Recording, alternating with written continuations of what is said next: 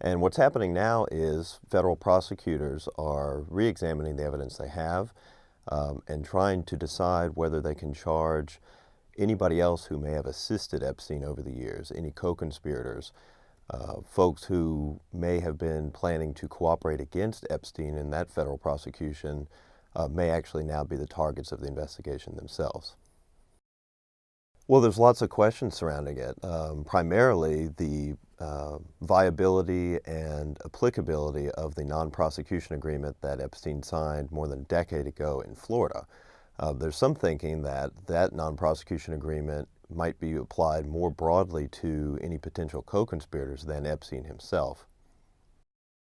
I think prosecutors also have to decide to which extent potential co-conspirators might also be considered victims of Mr. Epstein. I mean, according to police reports, the Associated Press has reviewed, there's some indications that co-conspirators, employees, associates of Mr. Epstein were previously victims of his in some instances.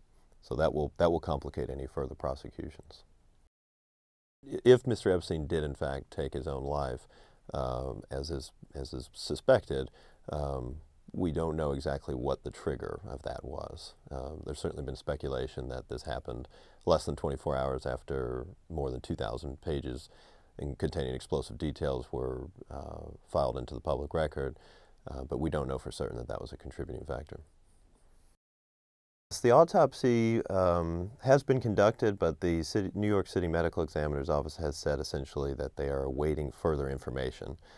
This is not an atypical status, and particularly given the profile of the case, they are going to want to cross their T's and dot all the I's. And so it could actually be weeks, if not months, before we have an official death certificate that's issued. So the autopsy is going to show us everything. It's going to show us the cause and manner of death. The medical examiner will decide whether this in fact was a suicide, and also reveal the extent of injuries that Mr. Epstein suffered. And it's possible we'll also have a sense of exactly when those injuries occurred. There's been some speculation that this happened potentially hours before the guards, who were not monitoring him as they should have been.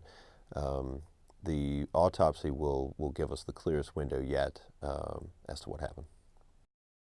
And yet another legal front worth mentioning will be the probate proceedings surrounding Mr. Epstein's estate in New York. We do not know yet whether Mr. Epstein had a will. We don't know yet who will inherit the tens, if not hundreds of millions of dollars he had to his name. And there could be fights over the proceeds of his properties. The federal authorities in Manhattan, in charging Jeffrey Epstein with sex trafficking and conspiracy charges last month, sought to seize many of those assets, including his $77 million mansion in Manhattan.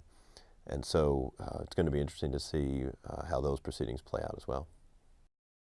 And in fact, once the estate is executed, it's quite likely the federal government will seek those proceedings to be stayed until they've made a decision. Because anything that is deemed evidence is going to have to remain in federal custody, essentially until the Justice Department is done with its inquiry. But ultimately, it could be returned to his estate. It could be, and then distributed, sold for liquidated, sold for assets, and then potentially distributed as compensation, damages to victims.